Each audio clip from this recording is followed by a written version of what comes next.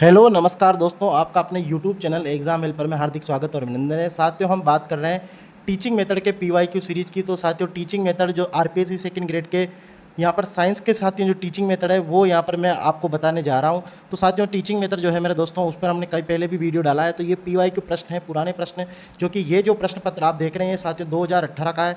2018 के teaching method के प्रश्न पत्रों की आज हम यहाँ पर चर्चा करेंगे। तो आज की सीरीज़ का साथियों पहला प्रश्न है, वो है मेरे दोस्तों प्रयोगशाला विधि किस सिद्धांत पर आधारित है। तो मेरे दोस्तों, ये प्रश्न आपकी स्क्रीन पर आ गया है कि प्रयोगशाला विधि जो है मेरे दोस्तों, लेबोरेटरी मेथड जो है किस सिद्धांत पर आधारित है। चार ऑप्शन आपके सामने यहाँ पर स्क्रीन पर दिए हुए हैं: करके सीखना, देखकर सीखना, रटकर सीखना, अंतःप्रज्ञा से सीखना। तो मेरे दोस्तों, जो प्रयोगशाला यानी कि लेबोरेटरी जो मेथड है वो आता है करके सीखना, यानी कि लर्निंग बाय डूइंग, यानी कि करके सीखना वाला जो मेथड है मेरे दोस्तों, उसी प्रिंसिपल पर यहाँ पर प्रयोगशाला जो मेथड है साथियों वो आधारित होता है। तो सही आंसर मेरे दोस्तों इसका क्या हो जाएगा?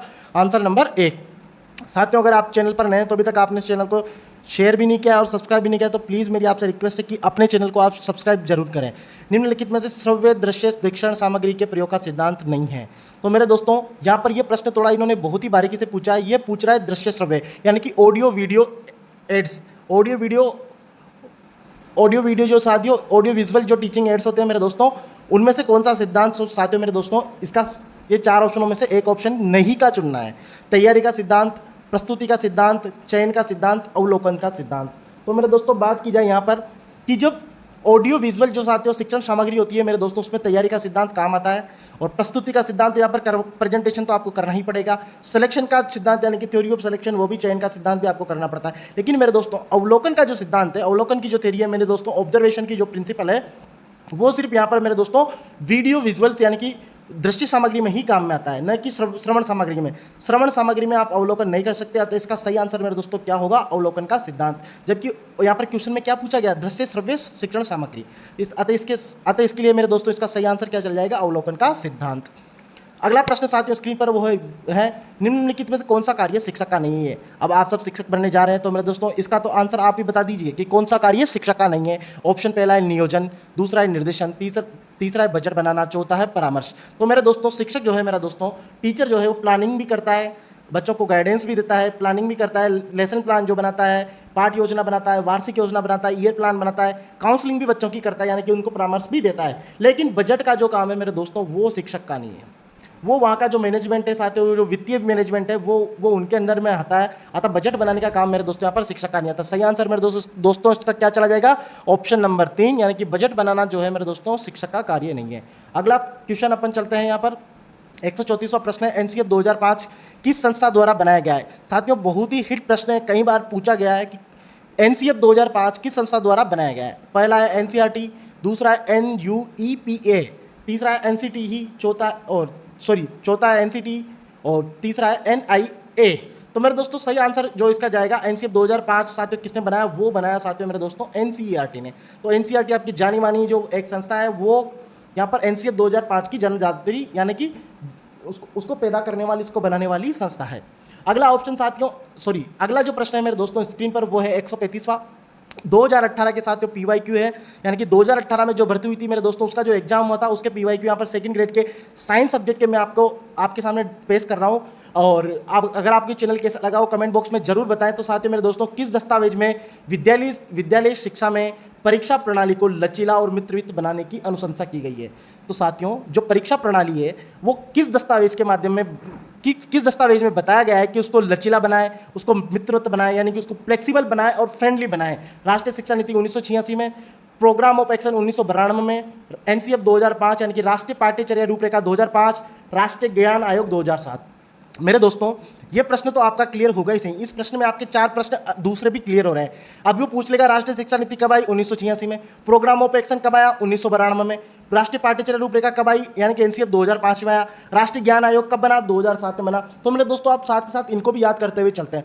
लेकिन साथियों, इसका जो सही आंसर होगा मेरे दोस्तों, वो जाएगा यहाँ पर एनसीएफ 2005। यानी कि एनसीएफ 2005 जो मेरे दोस्तों एनसीईआरटी ने बनाया, ये दस्तावेज हमें बताता है कि परीक्षा जो होती है विद्यालय शिक्षा की, उसकी जो साथियों प्रणाली है उसको आपको फ्लेक्सिबल करना है, उसको फ्रेंडली बनाना है, उसको लचीला बनाना है, मित्रवत बनाना है। तो साथियों मेरे दोस्तों ये बात हमें कौन बताता है? ये बताता है हमें एनसीएफ 2005।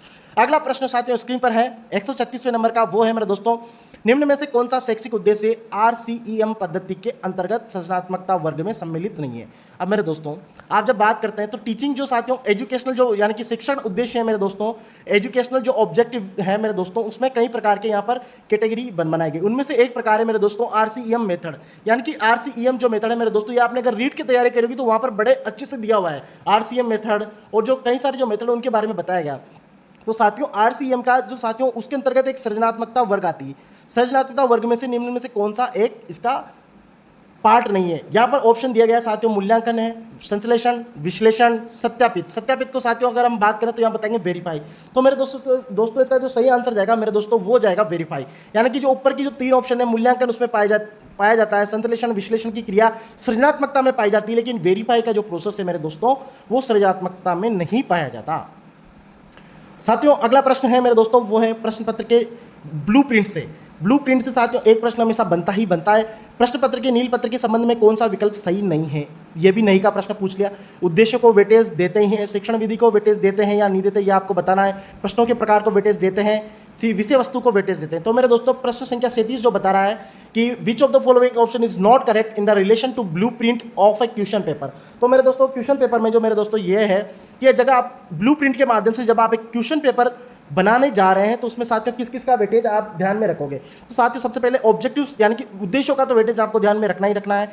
क्वेश्चनों के प्रकार यानी कि प्रश्न निबंधात्मक भी हैं, कुछ वन लाइनर भी हैं, कुछ अति लघुतरात्मक लघुतरात्मक भी हैं, और कंटेंट का वेटेज यानी कि विषय वस्तु का तो वेटेज आपको ध्यान में रखना ही है, क्वेश्चन के प्रकारों का भी रखना है, ऑब्जेक्टिव का रखना है। तो नहीं रखना है तो किसका?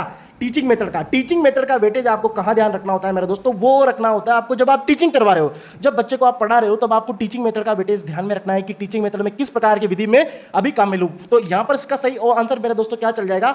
शिक्षण विधि का भार। ये यहाँ पर आपको ध्यान में नहीं रखना है जब आप ब्लूप्रिंट से क्वेश्चन पेपर तैयार कर रहे हैं। तो इसका सही आंसर मेरे दोस्तों क्या हो जाएगा? Option number 2। साथियों अगर आपको ये सीरीज अच्छी लग रही हो, आपको मैं क्वेश्चन अच्छे से बता पा रहा हूं, तो प्लीज़ कमेंट बॉक्स में आप अपना जो साथियों यहाँ पर कमेंट बॉक्स में अपनी जो प्रतिक्रिया है वो जरूर दें, और अपने दोस्तों के साथ चैनल को जरूर शेयर करें, और इस वीडियोस को पूरा देखा करें आप शुरू से लेकर अंत तक, क्योंकि कोई भी प्रश्न आपका जो यहाँ पर आने वाला पेपर उसमें रिपीट हो सकता है।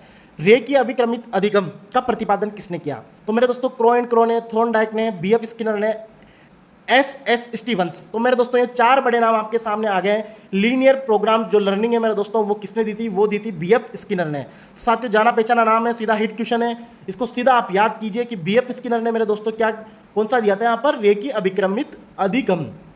सीसीई में संवेगात्मक कौशल के अंतर्गत शामिल नहीं है। तो साथियों क्वेश्चन नंबर 139 आपके सामने है कि डर में कमी करना, अधिगम में वृद्धि करना, परानुभूति में वृद्धि करना, क्रोध में कमी करना।